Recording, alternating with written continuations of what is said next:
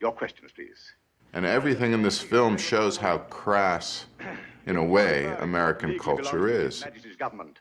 Documents were transferred out of the reach of revolutionary thieves and cutthroats. Where are they? And of course, crass commercialization, commercialism everywhere you look in America. He even does something I find really brilliant. His first night when the king is in America, he hasn't realized that all his money is gone yet. And they go out on the town, and this is where they see rock and roll. And, this is in the 50s, so rock and roll is a mass audience, cultural phenomenon in America. But the way he represents it in the film is really phony rock and roll. It's already been commercialized. It's almost like he was foreseeing the present with music like the Backstreet Boys or Britney Spears, or this kind of music that's devoid of any originality, but the form of it is foisted on you, is pushed on you in a commercial way. And then there's the incredible sequence when they're at the movies. And this is where the shootout they're watching this gigantic CinemaScope screen. It's just hilarious. But even the content of these trailers is very insightful in terms of what American culture was then and continues to be. In so many ways, politically too, this film is kind of shocking in how it predicts the future of American culture. Hello, honey. Are you nervous, bothered, and upset? Take off your clothes. Relax. With a bottle of Whitbread's beer, it'll give you pep and give you cheer. Remember, Whitbread's beer. It's a constant barrage of imagery that's supposed to sell something to you.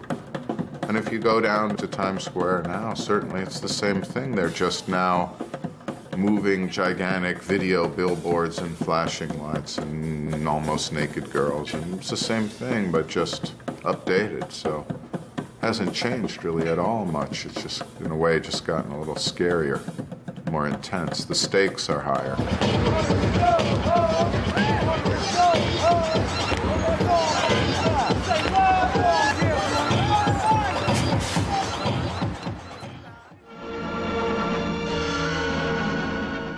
To understand how A King in New York originated, we have to go back to 1952.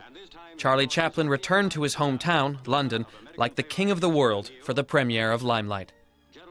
He was welcomed as a national hero and received adulation from the crowds.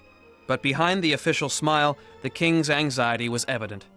He had just been set upon by the American government and immigration services, who announced they were rescinding his re-entry visa to the United States. That day, Chaplin found himself an unwilling exile. On the train heading for London, the city where he was born 63 years ago, Charlie shows his wife some of the places he knew as a child. The humble, poor places where he was reared, and about which his son Michael has only heard.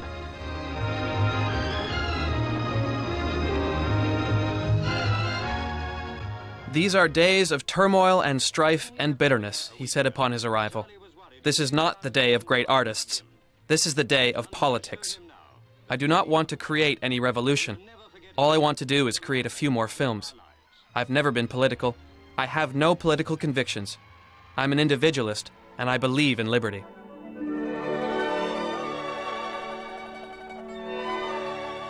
It's important to remember that Chaplin had never applied for American citizenship, and that he had just spent a rather difficult 10 years in the United States. Monsieur Verdoux had been a failure.